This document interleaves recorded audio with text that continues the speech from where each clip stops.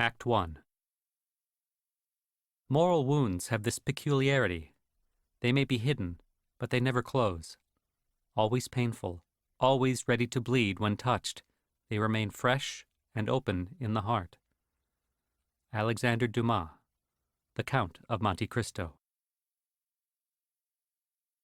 Chapter 1. Into the Tiger's Cage. February 22, 2008. The 23rd floor of a nondescript office tower on the outskirts of San Francisco's financial district. The usual glass, steel, and concrete sliced and diced into overly air-conditioned, brightly lit cubes.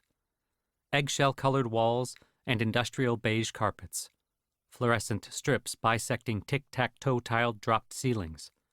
Bug-eyed water coolers, chrome-edged conference tables, faux leather adjustable chairs. It was a little past 3 on a Friday afternoon, and Tyler Winklevoss stood by a floor-to-ceiling window, overlooking a pincushion of similar office buildings piercing the midday fog. He was trying his best to sip filtered water from a tissue-thin disposable cup without spilling too much on his tie. After so many days, months, hell, years, the tie was hardly necessary. The longer this ordeal dragged on, the more likely it was that sooner or later he'd show up to the next endless session wearing his Olympic rowing jacket. He managed to get the barest taste of water before the cup folded inward beneath his fingers, rivulets missing his tie but drenching the sleeve of his dress shirt. He tossed the cup toward a trash can beneath the window, shaking his damp wrist. Another thing to add to the list. Paper cups shaped like ice cream cones. What kind of sadist came up with these? Maybe the same guy who invented the lights. I've gotten 2 shades tanner since they moved us to this floor. Forget pits of fire. I'm betting purgatory is lined with fluorescent tubes. Tyler's brother Cameron was stretched out across 2 of the faux leather chairs on the other side of the room, his long legs propped up against the corner of a rectangular conference table. He was wearing a blazer, but no tie. One of his size 14 leather shoes rested perilously close to the screen of Tyler's open laptop, but Tyler let it slide. It had already been a long day. Tyler knew the tedium was by design. Mediation was different from litigation. The latter was a pitched battle, 2 parties trying to fight their way to victory, what mathematicians and economists would call a zero-sum game. Litigation had highs and lows, but beneath the surface there lurked a primal energy. At its heart, it was war. But mediation was different. When properly conducted, there wasn't a winner or a loser, just 2 parties who compromised their way to a resolution, who split the baby. Mediation didn't feel like war. It was more like a really long bus ride that ended only when everyone on board got tired enough of the scenery to agree on a destination. If you want to be accurate, Tyler said, turning back to the window and the gray-on-gray of another Northern California afternoon. We're not the ones in purgatory. Whenever the lawyers were out of the room, Tyler and Cameron did their best not to dwell on the case itself. There had been plenty of that in the beginning. They had once been so filled with anger and a feeling of betrayal that they could hardly think of anything else. But as the weeks turned into months, they had decided that anger wasn't doing their sanity any good. As the lawyers kept telling them, they had to trust in the system. So when they were alone, they tried to talk about anything but what had brought them to this place. That they were now on the topic of medieval literature, specifically Dante's conception of the many circles of hell, showed that the avoidance strategy was beginning to fray. Trusting the system had seemingly trapped them in one of Dante's inventions. Even so, it gave them something to focus on. As teenagers growing up in Connecticut, Tyler and Cameron had both been obsessed with Latin. With no courses left to take by senior year of high school, they petitioned their school principal to let them form a medieval Latin seminar with a Jesuit priest who was the director of the Latin program. Together, the twins and the father translated the Confessions of St. Augustine of Hippo and other medieval scholarly works.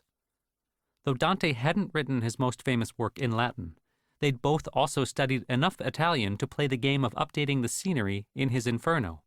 Water coolers, fluorescent lights, whiteboards. Lawyers. Technically, Tyler said, we're in limbo. He's the one in purgatory. We didn't do anything wrong. There was a sudden knock. One of their lawyers, Peter Calamari, entered first. His receding hairline framed a protruding forehead and undersized, jowly chin. His palm tree-patterned Tommy Bahama shirt was poorly tucked into the waistband of a pair of blue jeans so big for him they made him walk funny. Tyler wouldn't have been surprised if the tag was still on. Worse yet, Calamari was actually wearing sandals. He'd likely purchased them at the same place he'd bought his jeans. Behind their lawyer came the mediator. Antonio Tony Piazza cut a more impressive figure. Trim to the point of being gaunt, he was impeccably dressed in a suit and tie.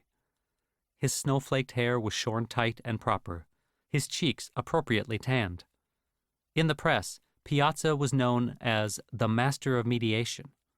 He had successfully resolved more than 4,000 complex disputes, supposedly had a photographic memory, and was also an expert in martial arts, believing that his training in Aikido had taught him how to channel aggression into something productive.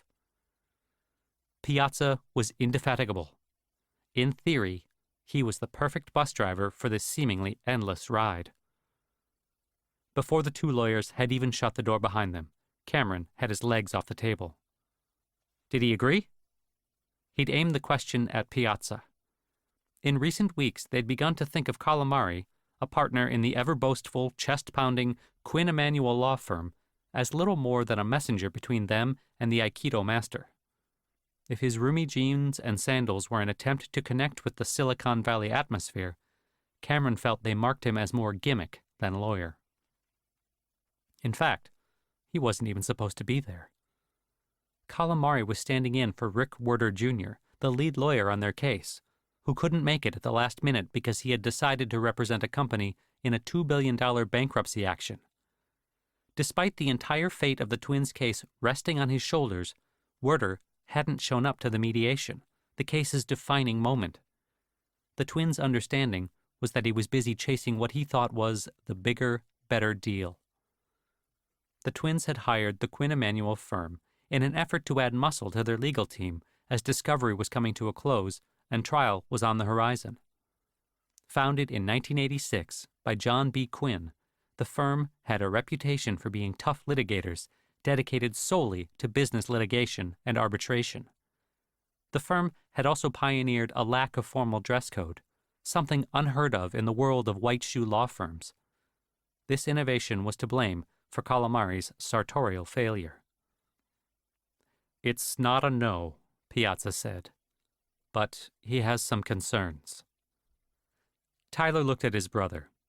The request they'd made had originally been Cameron's idea. They had spent so much time going back and forth through their lawyers, Piazza always in the middle, a silvery sphinx constantly searching for middle ground. Cameron had wondered if maybe there was a way to cut through all the theater. Hell, they were three people who not long ago had met in a college dining hall. Maybe they could sit down again, just the three of them, no lawyers, and talk this thing through. What sort of concerns? Cameron asked. Piazza paused. Security concerns. It took Tyler a moment to realize what the man was saying. His brother stood up from his chair. He thinks we're going to take a swing at him? Cameron asked. Really? Tyler felt his cheeks growing red. You've got to be kidding. Their lawyer stepped forward, placating. The important thing is, other than the security concerns, he's amenable to the idea. Seriously, let me understand this, Tyler said. He thinks we're going to beat him up during mediation, in the corporate offices of a mediator. Piazza's face didn't change, but his voice shifted lower, to an octave so soothing it could put you to sleep. Let's try to keep focus. He's agreed to the meeting in theory. It's just a matter of working out the details. You want to handcuff us to the water cooler? Cameron asked. Will that make him more comfortable? That won't be necessary. There's a glass conference room at the end of the hall. We can set the meeting there, Just one of you will go in for the face-to-face. The rest of us will sit outside and watch. It was utterly absurd. Tyler felt like they were being treated like wild animals. Security concerns. He had a feeling the words themselves had come from him. They sounded exactly like something only he would say, or even think. Maybe it was some sort of ploy. The idea that he'd be any physically safer facing just one of them was almost as ludicrous as the idea that they'd beat him up. But maybe he thought talking to only one of them would give him some sort of intellectual advantage. The twins felt he'd judged them from the very beginning because of the way they looked. To him, they had always been nothing more than the cool kids on campus. Dumb jocks who couldn't even code, who needed to hire a nerd to build their website, a website only he, the boy genius, could have, or rather should have, possibly invented. Because if they were the inventors, they would have invented it. Of course, in this logic, they'd want to knock him out if they could get him in a room alone. Tyler closed his eyes, took a moment. Then he shrugged. Cameron will go in. His brother had always been a little more rounded at the edges, less alpha, a little more willing to bend when bending was the only option available. No doubt, this would be one of those situations. Like a tiger in a cage, Cameron said, as they followed Piazza and their lawyer out into the hallway. Keep the tranquilizer gun ready. If you see me going for his throat, do me a favor and aim for the blazer. It's my brother's. Neither the lawyer nor the mediator cracked even the slightest of smiles. Walking into the fishbowl 40 minutes later was one of the most surreal moments in Cameron Winklevoss's life. Mark Zuckerberg was already seated at the long rectangular table in the center of the room. It seemed to Cameron that his 5'7" frame was propped up on a thick, extra cushion placed on his chair, a billionaire's booster seat. Cameron felt vaguely self-conscious as he closed the glass door behind him. He could see Tyler and his lawyer taking seats directly behind him on the other side of the glass. Further down the hall, he saw Piazza, and then Zuckerberg's lawyers, an army of men in suits. Most of them he recognized.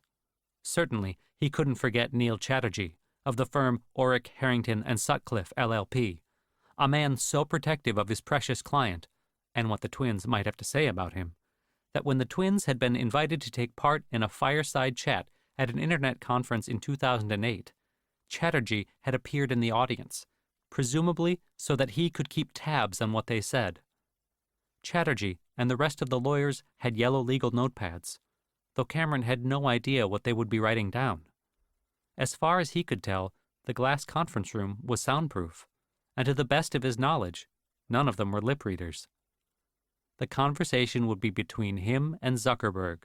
No mediator, no lawyers, nobody listening in, nobody to get in their way. Zuckerberg didn't look up as Cameron approached the other end of the conference table. The strange chill running down Cameron's spine had little to do with the overzealous air conditioning. This was the first time he and his former Harvard classmate had seen each other in 4 years. Cameron had first met Zuckerberg in the Kirkland Dining Hall in October of 2003, when he, Tyler, and their friend, Divya Narendra, had sat down with him to discuss the social network that they had been building over the previous year. Over the next 3 months, the four of them had met several more times in Zuckerberg's dorm room and exchanged over 50 emails discussing the site. However, unbeknownst to the twins and Narendra at the time, Zuckerberg had secretly started working on another social network. In fact, he registered the domain name thefacebook.com on January 11th, 2004, 4 days prior to their third meeting on January 15th, 2004. 3 weeks later, he'd launched thefacebook.com on February 4th, 2004. Cameron, Tyler, and Divya had only learned about it soon after, while reading the campus paper, the Harvard Crimson. Cameron soon confronted Zuckerberg over email. Zuckerberg had responded, "If you would like to meet to discuss any of this, I'm willing to meet with you alone. Let me know." But Cameron had passed. feeling the trust had been irreparably damaged. What good could come of it? Reasoning with someone who was capable of acting the way he did. The only thing Cameron had felt they could do at that point was rely on the system. First, by petitioning the Harvard administration and Harvard president Larry Summers to step in and enforce the honor codes pertaining to student interactions clearly delineated in the student handbook, and then, when that failed, reluctantly turning to the courts. And now, here they were, 4 long years later. Cameron had reached the table and lowered his oversized frame into one of the chairs before he finally looked up. The tiniest sliver of an awkward smile touching his lips. It was incredibly hard to read someone who had no discernible facial expressions, but Cameron thought he detected a hint of nervousness in the way Zuckerberg rocked forward, his legs crossed beneath the table at the ankles, a mere glimmer of human emotion. Surprisingly, he was not wearing his signature gray hoodie. Perhaps he was finally taking this seriously. Zuckerberg nodded at Cameron, mumbling some sort of greeting. Over the next 10 minutes, Cameron did most of the talking. He started by extending an olive branch. He congratulated Mark on all that he had accomplished over the past few years since Harvard, how he'd turned thefacebook.com, a college-based social network that had started as a small, exclusive website connecting Harvard kids with one another, into Facebook, a worldwide phenomenon that had moved from school to school and then country to country, engaging at first millions, then billions of users, eventually drawing in more than 1/5 of the people on planet Earth, who were now willingly and regularly sharing their personalities, pictures, likes, loves, and lives on a network that showed no signs of slowing. Cameron held himself back from saying the obvious. He, Tyler, and Divya believed, deeply and firmly, that Facebook had actually risen out of their own idea, a website initially called Harvard Connection, later renamed Connect You. That was a social network of its own aimed at helping college students connect with one another online. Cameron, Tyler, and Divya had come up with the Harvard Connection out of their frustration with how narrow their campus experience had become. Freshman year was one big melting pot. Hell, it was during freshman week that Divya met Cameron by chance in Harvard Yard and invited him to his dorm room to play electric guitar. From that day on, they were fast friends. Over time, however, these serendipitous social collisions seemed to fade on campus as everyone got busier and busier. It was hard to extend your group of friends beyond your dorm, your sport, or your major.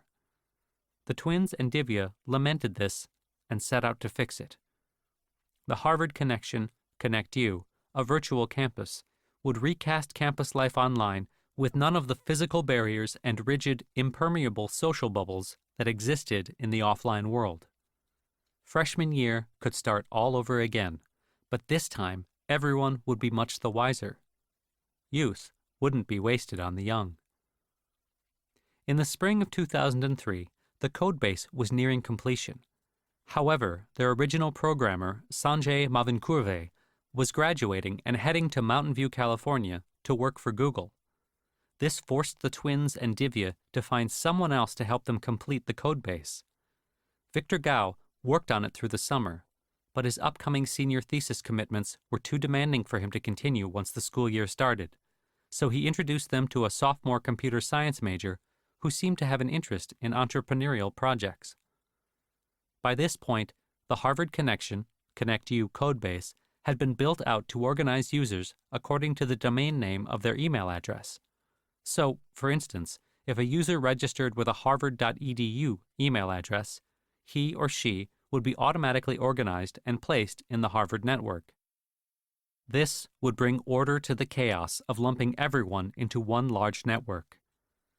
Like a Russian nesting doll, Connect You would be a network of smaller networks, which in turn would be networks of smaller networks, and so on, regressing all the way down to the individual user. Divya and the twins had designed Connect You this way based on their epiphany that a person's email address was not only a good way to authenticate their identity, but also a good proxy for his or her real-life social network. Your email address was your virtual passport. The Harvard registrar only issued @harvard.edu email addresses to Harvard students. Goldman Sachs only issued @goldmansachs.com email addresses to Goldman Sachs employees. Chances were, if you had one of these email addresses, you were in some shape or form a part of those networks in real life. This framework would give the ConnectU network an integrity that other social networks like Friendster and MySpace lacked. It would organize users in a way that allowed them to find one another more easily and connect in a more meaningful way. It was, in fact, the same framework that would soon launch the sophomore computer science major they hired into worldwide fame and internet dominance. In the twins' opinion, the only networks Mark Zuckerberg was familiar with were computer ones. From the twins' own social interactions with him, it was clear that Mark was a lot more comfortable talking with machines than with people. Seen this way, it actually made a lot more sense if the world's biggest social network was in fact the offspring of an unlikely marriage between the twins and Zuckerberg, as opposed to Zuckerberg's brainchild alone. The idea of the solitary genius who invents something brilliant all by himself is the stuff of movies, a Hollywood myth. In reality, the greatest companies in the world were started by dynamic duos: Jobs and Wozniak, Brin and Page, Gates and Allen. The list went on. And Cameron believed should have included Zuckerberg and Winklevoss, or Winklevoss and Zuckerberg. Sitting at the conference table, Cameron had to acknowledge to himself what Zuckerberg had done was truly impressive. Whatever he'd taken from them, he'd grown it into a true revolution. Somehow, that diminutive, pale kid, sporting a hairstyle that looked like the work of supercuts, had changed the world. And so he made sure to tell him so. He talked about how what Zuckerberg had created was incredible, the sort of innovation that happened maybe once in a generation. When Cameron paused, Zuckerberg added his own congratulations. He seemed genuinely impressed that Cameron and Tyler had become national rowing champions while at Harvard and were now in a position to make the U.S. Olympic rowing team and compete for gold at the Beijing Olympics later that summer. He oddly reminded Cameron of the timid kid they had first met in the dining hall back at Harvard, a socially awkward computer jock who was elated to step into their orbit, even for a moment. Cameron did his best to chase dark thoughts away as he took in the compliments. He tried not to remember what it had felt like to first read about Zuckerberg's website in the Harvard Crimson. At one point, Zuckerberg's job description posted on the Facebook.com was founder, master and commander, and enemy of the state.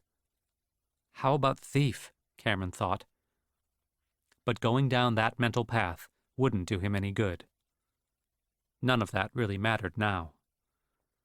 Glancing back at his brother and the men sitting outside the glass fishbowl, all those lawyers furiously tending to their notepads, Cameron kept his emotions in check. Mark, let's bury the hatchet. Let's let bygones be bygones. We're not saying we created Facebook. At least we agree on something. An attempt at humor? Cameron couldn't be sure, but plugged along anyway. We're not saying we deserve 100%. We're saying we deserve more than 0%. Zuckerberg nodded. Can you really say that you would be sitting where you are today if we hadn't approached you? I'm sitting here today because you're suing me. You know what I mean. I know what you think you mean. We approached you with our idea. We gave you unfettered access to our entire code base. I saw that light bulb turn on inside your head. You weren't the first person in the world to have an idea for a social network, and neither was I. Friendster and MySpace existed before Facebook, and last time I checked, Tom from MySpace isn't suing me. Exhausting. Exasperating. Cameron pressed his calloused fingers against the boardroom table between them. He pictured an oar being pulled through the water, stroke after stroke after stroke. This could go on forever, and it's not doing either of us any good. I'm a person, you're a person. You've got a company to run, and we have an Olympic team to make. Again, something we agree on. Life is too short to keep going back and forth like this. Zuckerberg paused, then pointed to the lawyers through the glass behind them. They might disagree. Let's find some common ground, shake hands, and move on with our lives to the great things we all have ahead of us. Zuckerberg stared at him for a full beat. He appeared as though he was about to say something else, but instead simply twitched and again attempted the briefest of smiles. Then, in a manner that could only be called robotic, Zuckerberg reached across the table and offered what appeared to be an attempt at a handshake. Cameron felt the hair rise on the back of his neck. Was this really happening? The conversation hadn't seemed to be getting anywhere, and yet, out of the corner of his eyes, he could see Zuckerberg's lawyers behind the glass rising to their feet. Cameron reached out and shook Mark Zuckerberg's hand. And without another word, the Facebook CEO hopped off his chair and headed for the door. Cameron had no idea what was going through his inscrutable head. Maybe Cameron had somehow reached him, and he'd decided to finally give the Winklevoss twins what they believed they deserved. Or maybe Zuckerberg would retreat to the conference room where he and the Facebook lawyers had been camping out during the mediation with another idea.